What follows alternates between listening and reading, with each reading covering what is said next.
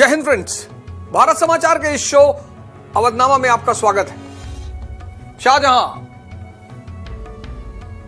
लगभग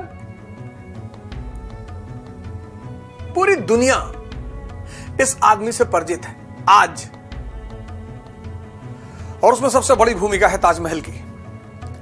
लेकिन यह आदमी मुगल इतिहास का एक ऐसा चरित्र है जिस पर चर्चा नहीं होती। सिर्फ इससे जुड़े एक चीज पे चर्चा होती है, ताजमहल पे।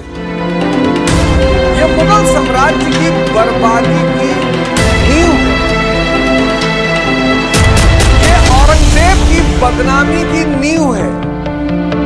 शाहजहां जो पर्दे के पीछे विलन होता नहीं कि उसके बारे में किसी को पता ही नहीं, औरंगजेब औरंगजेब औरंगजेब औरंगजेब औरंगजेब। लेकिन औरंगजेब के लिए खाई किसने पैदा की? शाहजहां। जहांगीर और उसकी राजपूत पत्नी जगत गोसाई का बेटा शाहजहां। आम जनमानस तक शाहजहां की पहुंच अपनी एक कृति के कारण, और वो है ताजमहल। हालांकि कुछ इतिहासकार इसके काल को मुगल काल का स्वर्ण युग कहते हैं। साहित्य की दृष्टि से माना जा सकता है, स्थापत्य यानी आर्किटेक्चर की दृष्टि से माना जा सकता है, लेकिन अर्थव्यवस्था और राजनीति की दृष्टि से जब हम देखेंगे तो यही वो काल है जहां से मुगल काल में संकट की शुरुआत। संकट, इस शब्द पर ध्यान देंगे। लेकिन इससे पहले कि मैं इस व्यक्ति की कहानी शुरू करूं, वो नारा पढ़ो, सीखो, समझो और उन्नति करो। पढ़ो, खूब पढ़ो। पढ़ने को अपना शौक बना लो। दुनिया में अगर कोई चीज तुम्हें सम्मान, संपत्ति, पद, तुम जो चाहते हो वो दिला सकती है, तो वो है शिक्षा। शिक्षा का मतलब परसेंटेज थोड़ी जो कि हमारे समाज में फैलाया गया। शिक्षा का मतलब नौकरी थोड़ी जो कि हमारे समाज में फैलाया गया। शिक्षा का मतलब जिंदा दिमाग, और एक जिंदा दिमाग एपीजे कलाम बन जाएगा। वो भले पेपर बेचेगा शुरुआती जीवन में, लेकिन वो बनेगा कलाम, एपीजे कलाम। जिंदा दिमाग एक असफल लॉयर से महात्मा गांधी बन जाएगा। जिंदा दिमाग भीमराव रामजी सकपाल से डॉक्टर भीमराव रामजी अंबेडकर बन जाएगा। जिंदा दिमाग लाल बहादुर शास्त्री बन जाएगा। जिंदा दिमाग अटल बिहारी वाजपेयी बन जाएगा। जिंदा दिमाग। शिक्षा और जिंदा दिमाग का घनिष्ठ संबंध है। इस देश में शिक्षा के साथ जो दुर्व्यवहार हुआ, दुर्व्यवहार, भैया परसेंटेज लाना है। मैं जब हाई स्कूल पास किया, इंटर पास किया, जहां भी जाऊं सब पहले, भैया उसका इंटर का रिजल्ट आ गया भैया? हाँ। कितना परसेंट था? 53। 53, अच्छा, ठीक है, पीछे बैठो। और जितने लोग मुझसे पूछते थे मेरा परसेंटेज, आज वो मुझे फोन करके कहते हैं, भैया हमारी नातिन तैयारी कर रही भैया आईएएस की, भैया पढ़ा देते भैया उसको।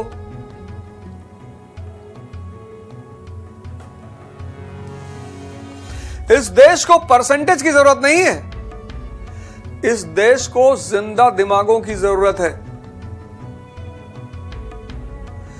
1627 में शाहजहां दिल्ली की गद्दी पर बैठा। मुगल वंश में एक परंपरा रही, बेटे ने बाप के खिलाफ विद्रोह किया। जहांगीर ने अकबर के खिलाफ किया, शाहजहां ने जहांगीर के खिलाफ किया। तो उत्तराधिकार के युद्ध के बाद शाहजहां 1627 में दिल्ली की गद्दी पर बैठा। अब जितने लोग नूरजहां गैंग को सपोर्ट कर रहे थे, उनके लिए बड़ा भारी समय रहा, बड़ा दुख भरा समय रहा। तो इस व्यक्ति के काल में दो चीजें दो चीजों ने जन्म लिया। उन दो चीजों को समझना बहुत जरूरी है। एक, विद्रोहों की शुरुआत, और दूसरा आर्थिक संकट, इकोनॉमिक क्राइसिस। शाहजहां ऊपर लिखो और उसमें 2 पॉइंट लिखो कि शाहजहां के काल में दो चीजों की शुरुआत, एक आर्थिक संकट, इकोनॉमिक क्राइसिस, और दूसरा आम विद्रोह की शुरुआत।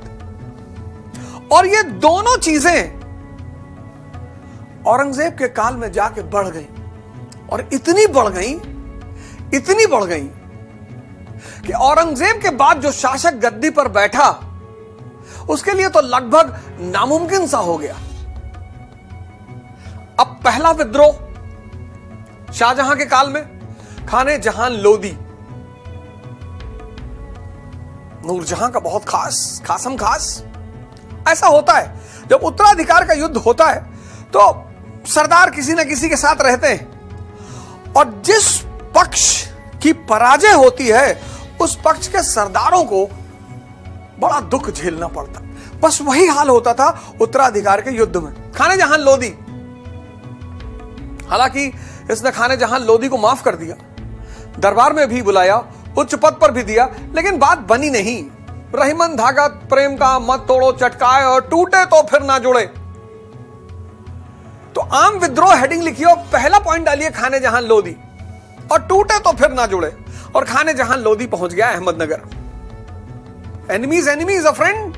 और अहमदनगर से मुगलों की टशन चल रही थी। खाने जहां लोदी पहुंच गया अहमदनगर। अहमदनगर ने उसे शरण दे दिया कि आओ, और खाने जहां लोदी तो गया ही गया, शाहजहां ने अहमदनगर का भी अंत कर डाला।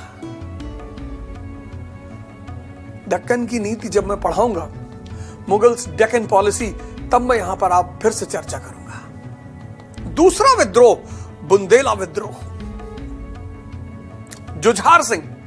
अब ये सारे विद्रोह क्यों हुए, पहले उस मुद्दे की चर्चा कर लें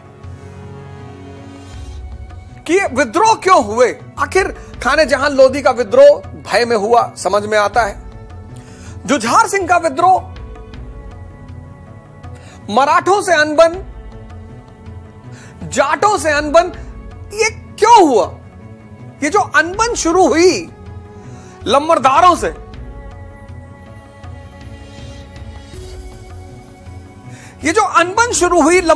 से, बुंदेला कर वगैरह नहीं देते थे, मुगल फौज के लिए युद्ध करते थे, मिशन पर जाते थे। जाट मुगल फौज के लिए युद्ध करते थे, मराठा मुगल फौज के लिए और दक्कनी राज्यों के लिए लड़ते थे। आखिर इनसे अनबन क्यों हुई? क्या वजह थी अनबन की? और अनबन की वजह थी इकोनॉमी, अर्थव्यवस्था। इसके काल में आर्थिक संकट की शुरुआत। पूरी लाइन लिखिए कि शाहजहां के काल में मुगल वंश या मुगल राज्य आर्थिक संकट का शिकार। हर चीज को कनेक्ट करके देखना बहुत जरूरी होता है। जब तक हम उसे कनेक्ट नहीं करेंगे ना, पिक्चर क्लियर नहीं होगी, और पिक्चर यहां बनानी है। तो दो घटनाएं, एक विद्रोह, एक आर्थिक संकट। तो अब पहले आर्थिक संकट पर चर्चा कर लें कि आर्थिक संकट की वजह क्या थी। आर्थिक संकट की पहली वजह, चारों तरफ अभियान, expeditions on all the front. Mature लोग, ये बहुत बड़ा फॉर्मूला है, मैं शायद इस पे चर्चा कर चुका हूं। Mature people never fight on double fronts. लिख के रख लीजिए, न्यूटन का नियम है ये। Mature people never fight on double fronts. समझदार लोग दो फ्रंट पर युद्ध कभी नहीं करते। आज 95% लोग इस चीज का शिकार हैं। आप तैयारी कर रहे हैं, प्रतिस्पर्धी हैं, कॉम्पिटिटर हैं, तो भैया आपको 6-7 घंटे पढ़ना है और 6-7 घंटे उस पढ़ाई को सोचना है। चलो 7 घंटे मान लो, 7 घंटे बैठ के पढ़ना है और 7 घंटे फिर उसको सोचना है जो पढ़ा है। सोचना मतलब डाइजेशन। अब कुछ लोग क्या कर रहे हैं, 14 घंटा बैठ के पढ़ रहे हैं, कुर्सी मेज पे बैठे हैं 14 घंटा, डाइजेशन हो ही नहीं रहा है। अब जो व्यक्ति 14 घंटा पढ़े और उसका सिलेक्शन ना हो, सोचो कितना डिप्रेशन का शिकार होगा। और जो व्यक्ति 8 घंटा पढ़ा और फिर 8 घंटा दुनिया में चला गया, मम्मी पापा के बगल जाके बैठ गया। अब भाई मां बाप है, वो तो अपनी चर्चा करेंगे ना, और मां बाप चर्चा कर रहे हैं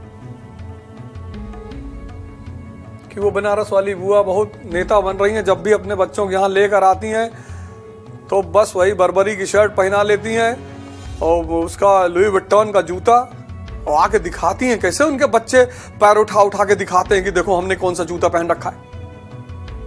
आप भी वहां बैठ गए। अब वो दो बेचारे पति पत्नी तो अपना समय काट रहे हैं, तुम अपना भविष्य काट रहे हो। वो जो तुम संसद तैयार किए ना पॉलिटी में, बाहर निकलकर सोचो,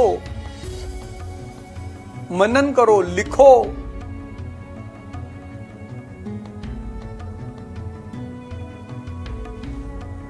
तुम 7 घंटे पढ़ के उठे, तुमने अपनी गर्लफ्रेंड को फोन मिला दिया। अब वो देश भर का रायता तुम्हें सुना रही है, पूरी दुनिया का, कि मामा सिंगापुर जा रहे हैं, मम्मी से भी कह रहे थे चलने के लिए, और कह रहे थे बच्चों को भी ले चलो, और ये और वो फलाना। मैच्योर लोग 2 फ्रंट कभी नहीं खोलते। इसलिए जितने लोग तैयारी कर रहे हैं, सबसे पहला मेरा निवेदन उनसे है कि आप इस व्यक्ति शाहजहां से सीखिए, 2 फ्रंट पर नहीं लड़ना है। तुम युद्ध की तैयारी भी करोगे और दुनियादारी भी करोगे, संभव नहीं है। यही है शिक्षा का काम, दिमाग को जिंदा करना, इसकी गलतियों से सीखना है। यह सिर्फ तुमको IAS PCS नहीं बनाएगा, ये तुम्हारी जिंदगी को भी संभालेगा। कैसे? इसकी गलती तुम्हें नहीं करनी है। अब जो भी दिल्ली की गद्दी पर बैठेगा, वो उसका साउथ इंडिया पर कब्जा अनिवार्य है, मसालों का क्षेत्र है, और दिल्ली से साउथ इंडिया जाने के बीच में पड़ेगा दक्कन, और दक्कन विषम भौगोलिक क्षेत्र, टफ ज्योग्राफिकल कंडीशन। समुद्रगुप्त ने दोस्ती रखा उस क्षेत्र में, अलाउद्दीन खिलजी ने दोस्ती रखा उस क्षेत्र में, अकबर ने दोस्ती का प्रयास किया, जहांगीर ने इब्राहिम आदिल शाह को बेटा कहा, और तुम सीधा कब्जा करोगे तो दक्कन में लड़ रहा है, दक्कनी राज्यों से, बुंदेलों से लड़ रहा है। जुझार सिंह, बुंदेल राजा जुझार सिंह, बीर सिंह बुंदेला का बेटा, जुझार सिंह भी नूरजहां के साथ, ये सब जहांगीर की गैंग। लेकिन शाहजहां ने जुझार सिंह को माफ कर दिया, उसका सम्मान, उसका पद सब यथावत बना रहा, और जुझार सिंह को दरबार में बुलाया और कहा हिसाब किताब दिखाओ, तुम्हारा काफी पेमेंट पेंडिंग है। अरे बुंदेलों ने कहा सरकार आज तक किसी को पैसा ऐसा नहीं दिए।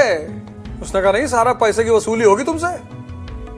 वहीं से खटपट शुरू हुई। लेकिन बाद में शाहजहां को समझ में आ गया कि नहीं यार, बुंदेलों से, इनसे लड़ने से कोई फायदा है नहीं। जुझार सिंह ने क्या किया, गोंडवाना के क्षेत्र पर नजर डाली, चौरगढ़ के किले पर हमला कर दिया, बिना शाहजहां से अनुमति लिए, बिना शाहजहां से अनुमति लिए। अब ये तो बदमाशी है। राज्य को जो भी व्यक्ति चुनौती देगा, यह बात जीवन में हमेशा याद रखिएगा, व्यक्ति की लड़ाई अलग है और राज्य की लड़ाई अलग है, और राज्य को चुनौती देने की कोशिश कभी मत करिएगा, क्योंकि राज्य ओमनीपोटेंट है। किसी पुलिस वाले को मत मारिए, किसी अधिकारी को मत टच करिए। वो जो कांस्टेबल है ना सर, वो एक व्यक्ति नहीं है, वो राज्य का प्रतिनिधि है। जुझार सिंह ने बिना सम्राट की अनुमति के चौरागढ़ के किले पर हमला कर दिया। शाहजहां का नाराज होना तो स्वाभाविक था, शाहजहां का नाराज होना स्वाभाविक था। और जब व्यक्ति नाराज होता है उस वक्त उसको सलाह कौन दे रहा है, यह बड़ा इंपॉर्टेंट होता है। जब व्यक्ति अनस्टेबल होता है उस वक्त उसको सलाह कौन दे रहा है। जैसे जितने माता पिता इस शो को देख रहे हैं, मैं उनसे एक निवेदन करूंगा कि जिस दिन आपका बच्चा एग्जाम देने जाए उस दिन कोई अच्छी सी बात कहिए उससे,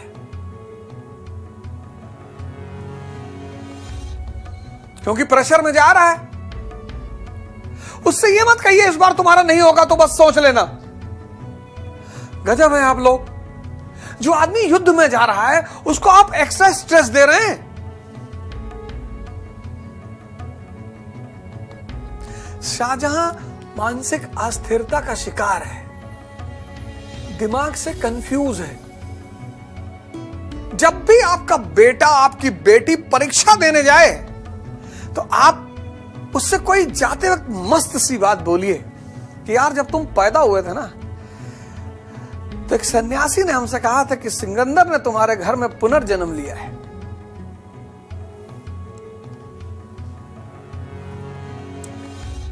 मानसिक अस्थिरता के समय आपको सलाह कौन दे रहा है?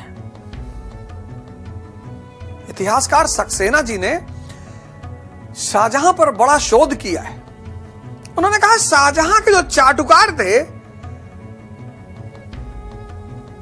जो धार्मिक विचारों से ज्यादा प्रभावित थे, उन्होंने कहा सरकार ये हिंदू आपके बाप दादा ने इन हिंदुओं को चढ़ा दिया सरकार।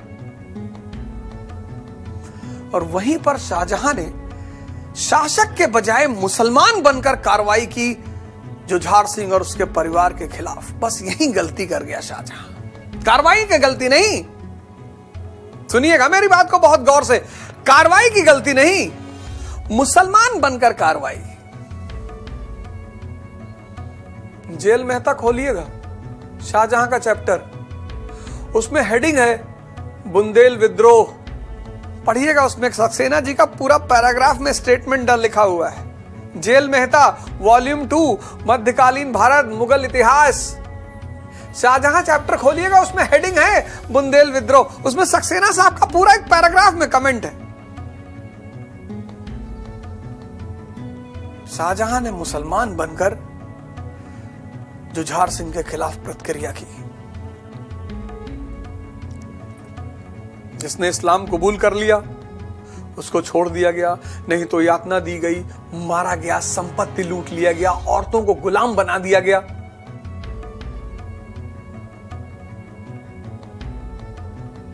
दुश्मनी और कटुता दो अलग अलग चीजें हैं। दुश्मनी भी अच्छी बात है, खुश रहता है आदमी। कटुता, एक मूवी देखी थी मैंने, गैंग। उसमें नाना पाटेकर लास्ट में जब विलन को मारता है तो कहता है कि अंडरवर्ल्ड में एक नियम है कि हम एक दूसरे के परिवार को नहीं छुएंगे, और तुमने मेरी मां को मारा,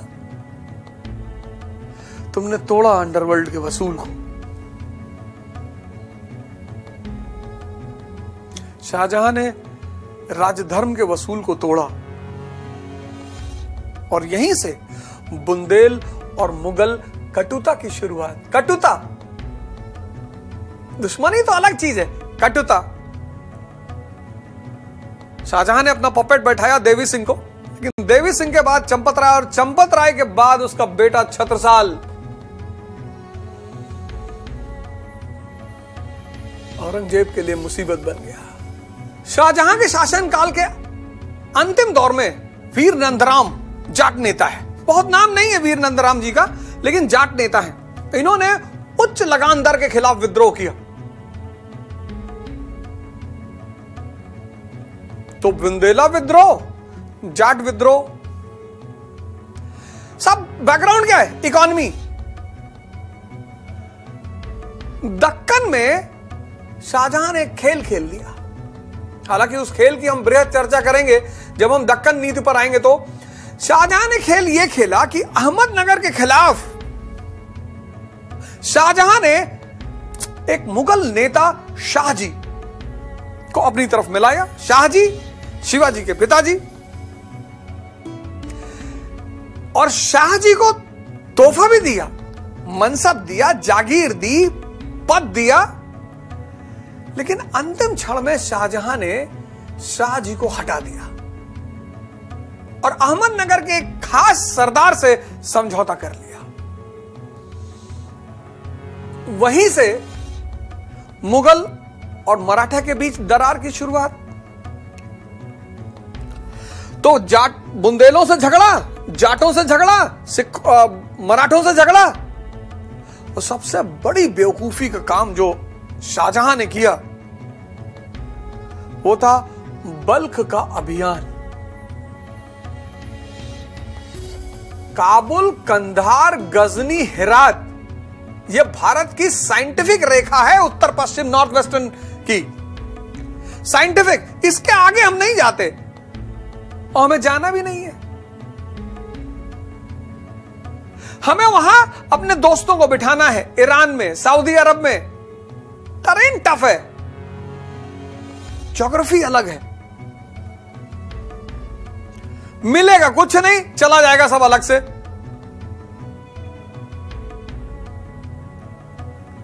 पता नहीं, शायद चापलूसों ने।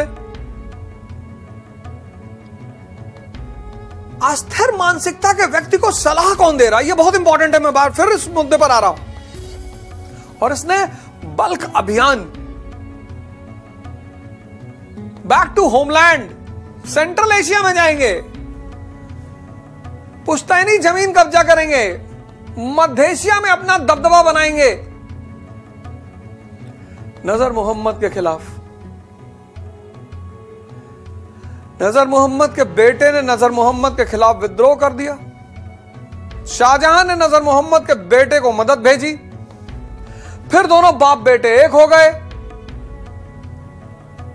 और जब दोनों बाप बेटे एक हो गए तो मुगलों को बहुत चुनौती का सामना करना पड़ा। बल्क में बड़ा सारा पैसा इस व्यक्ति का बल्क अभियान में चला गया, अनावश्यक, बिना मतलब शोबाजी।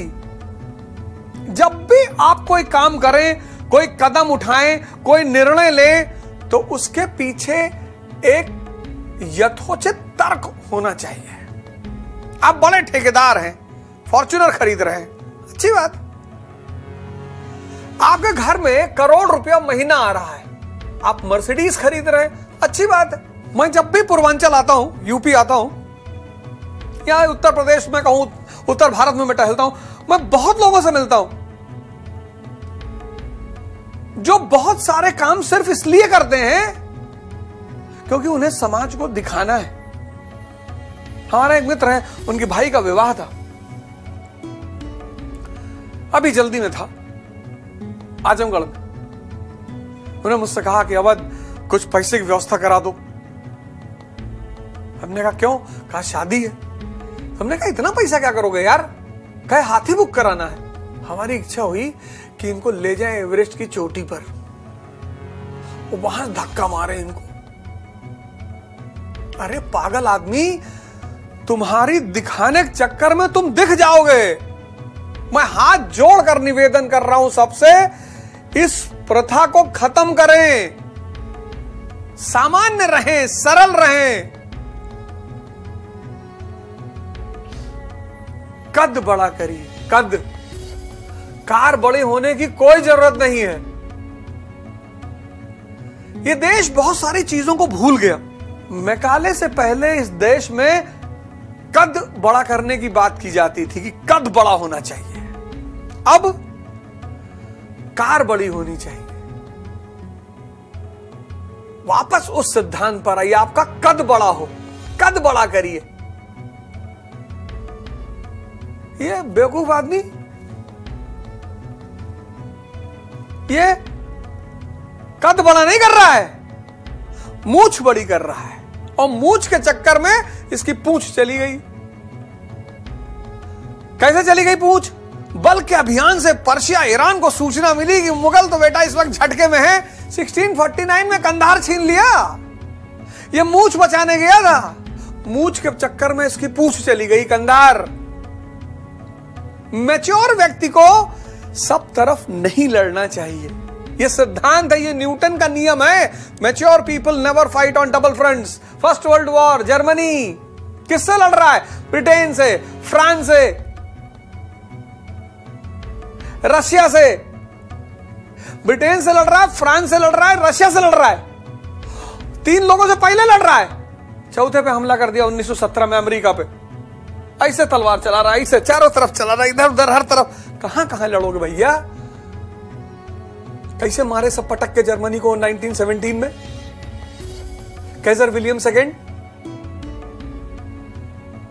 ऐसे तुम भी अपने व्यक्तिगत जीवन में देखो कि तुम आईएएस की तैयारी कर रहे हो, कोई दरवाजा नहीं खोलना है, मेन का उतारा ही आसमान से नीचे कि प्रिय मैं फिदा हूं आप पर, मैं एंड्रोमीडा नामक गैलेक्सी से आई हूं। तो आप अर्जुन वाला काम करिए। आप कहिए माते बहुत जीवन उलझा हुआ है, प्रेम मत दीजिए, देना ही है तो कुबेर से 150 करोड़ रुपया ला के दे दीजिए, प्रेम हम खरीद लेंगे माते।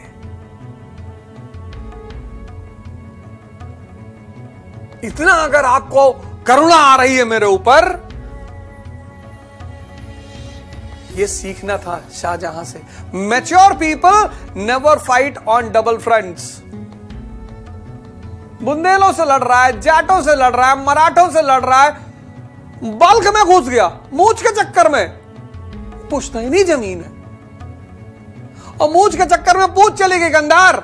यह सबसे बड़ा कारण रहा आर्थिक संकट का, इकोनॉमिक क्राइसिस का। सारे फ्रंट पर लड़ना। मेरे जितने भाई बहन तैयारी कर रहे हैं,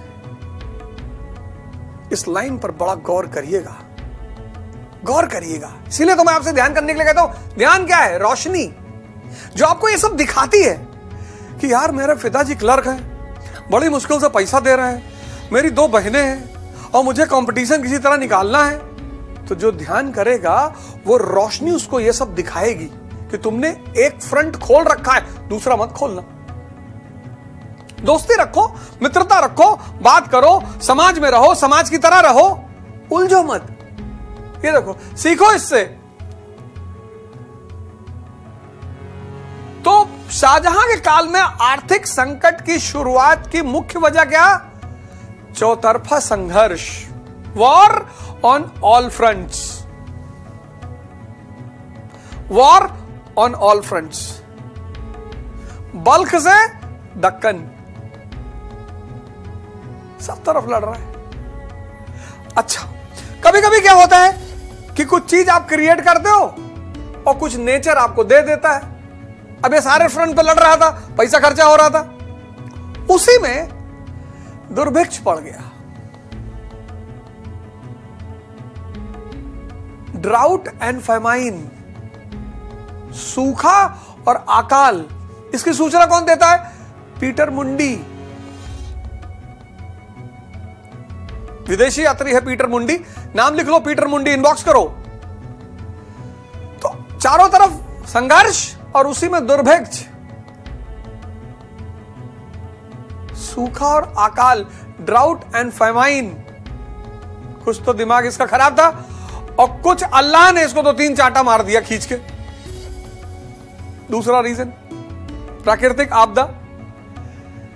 अब 2 चीजें घट रही हैं, एक तो चारों तरफ युद्ध चल रहा है और दूसरी तरफ ड्राउट और फेमाइन चल रहा, और तीसरा इसको अपनी प्रेम कहानी अमर करनी थी। अमर उमर कुछ नहीं करनी थी, इसको कब्र खोदनी थी मुगल साम्राज्य की। इसने ऐसी ऐसी बिल्डिंगें बनवानी शुरू की, दिल्ली का लाल किला, चलो ठीक है, वो जरूरत है। ताजमहल आज हमारे लिए बड़ा फायदेमंद है। ताजमहल विदेशी मुद्रा ला रहा है हमारे लिए। ताजमहल, तुम्हारे घर में आधा लीटर तेल आता है, वो भी पंसारी अपनी डायरी में लिखता है, और तुम हाथी बैठोगे, बग्घी लेकर आओगे। निर्णय अपने हिसाब से लो। औरंगजेब ने क्यों उसको जेल में रखा, शाहजहां? उसने कहा यार चारों तरफ संकट चल रहा था, पैसे की जरूरत थी और तुम ताजमहल बनवा रहे थे, अब विद्रोह और आर्थिक संकट, तो आर्थिक संकट की शुरुआत की वजह क्या है? वॉर ऑन ऑल फ्रंट्स, सारे स्तर पर संघर्ष। दूसरा ड्राउट एंड फेमाइन। तीसरा कंस्ट्रक्शन। आर्ट एंड आर्किटेक्चर को सबसे ज्यादा बढ़ावा मिला शाहजहां के काल में। जामा मस्जिद, लाल किला, मोती मस्जिद, दो मोती मस्जिद है, एक आगरा के लाल किला में, एक दिल्ली के लाल किला में। दिल्ली के लाल किले वाली औरंगजेब ने बनवाई थी, बड़ी प्यारी सी मस्जिद है मोती मस्जिद, लाल किले के अंदर है, बड़ी छोटी सी, बड़ी यूनिक ब्लेंड है वो। आपके पास पैसे की कमी है, आप बिल्डिंग बनवा रहे हो चारों तरफ। फिर कुछ समय के लिए ये पुरोहितों के प्रभाव में, मौलानाओं के प्रभाव में आ गया। दोबारा जजिया लगाने का प्रयास किया इसने। इसके बेटे दारा ने इसको समझाया कि क्या कर रहे हो, मतलब यही खत्म करोगे सब। और सबसे बड़ी दुर्घटना इसने की, बीजापुर और गोलकोंडा के साथ की गई संधि का उल्लंघन 1656 में, जिसने दक्कन में शांति के सभी रास्तों को बंद कर दिया और जो आगे चलकर औरंगजेब के लिए नासूर बन गया। इस लाइन को अंडरलाइन करिएगा, जब दक्कन नीति पढ़ाऊंगा तो वहीं से समझाऊंगा इसको। दक्कन में बीजापुर और गोलकोंडा से की गई संधि का उल्लंघन। राजा कंफ्यूज होगा, इतने बड़े साम्राज्य का मालिक, तुम जाओगे बल्क पर कब्जा करने के लिए, क्या मतलब है? यही गलती मोहम्मद बिन तुगलक ने की थी,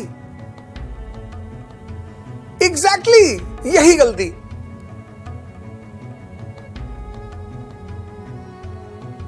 कुछ चीजें हैं जो हमें पता है, हमें करना ही नहीं है। कॉन्सेप्ट क्लियर है। मिडिल क्लास क्यों है? उसके जीवन में मिक्स्ड कॉन्सेप्ट है, मिक्स्ड। अंडा खाते हो, नॉनवेज खाते हो? नहीं जी, कभी कभी अंडा खा लेते। मतलब गोश्त खाते हो कि नहीं? नहीं, गोश्त नहीं खाते हो, उसका जो रस होता है वो ले लेते हैं, जूस ले लेते हैं। शराब पीते हो? नहीं भैया, होली दिवाली में कभी कभी पी लेते हैं। Mixed concept, mixed. गर्लफ्रेंड है, किसी से प्रेम किया? नहीं, हाँ एक हमारी महिला मित्र है, लेकिन हमारा पवित्र प्रेम है। पवित्र? किसका पवित्र है?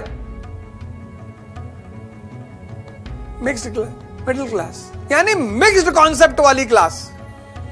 अरे यार, या तो तुम वेज नॉन वेज खाते हो या नहीं खाते हो, या तो तुम शराब पीते हो या नहीं पीते हो। कैपिटलिस्ट क्लास, क्लियर कॉन्सेप्ट, इसीलिए तो ऊंचाई पे बैठे हुए हैं। कॉन्सेप्ट क्लियर है। अकबर क्यों महान है? कॉन्सेप्ट क्लियर है। योग्य व्यक्ति का चयन करना है, वो हिंदू हो, मुसलमान हो, दलित हो, ब्राह्मण हो, क्षत्रिय हो, मुझे मतलब ही नहीं। मेरा मतलब क्या है? योग्यता।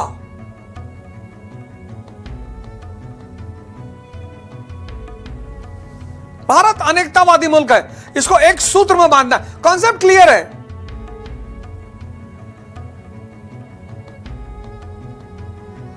तुम अकबर की सारी नीतियों को तुमने पढ़ा, अध्ययन किया, देखो कॉन्सेप्ट कहीं बताओ डाउट है उसको, इसको डाउट है, ये कंफ्यूज आदमी है। तुम जुझार सिंह को सजा दे रहे हो, राजा के रूप में दो, सम्राट के रूप में दो, तुम मुसलमान के रूप में क्यों दे रहे हो?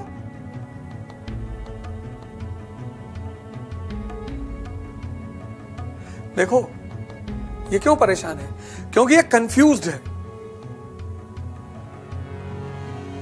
इसका कॉन्सेप्ट क्लियर नहीं है। इसी प्रकार जीवन में जिस व्यक्ति का कॉन्सेप्ट क्लियर नहीं है और वो कंफ्यूज है, वो मारा जाएगा। ये देख लो, ये तुम्हारे सबसे सामने सबसे बड़ा एग्जांपल है। जुझार सिंह ने गलती की, मानते हैं, एक सम्राट का दायित्व है सजा देना। एकदम मुसलमान बनकर धर्मांतरण कराओगे, औरतों को बाजार में बेचोगे। History is a dialogue between past and present to have a good future.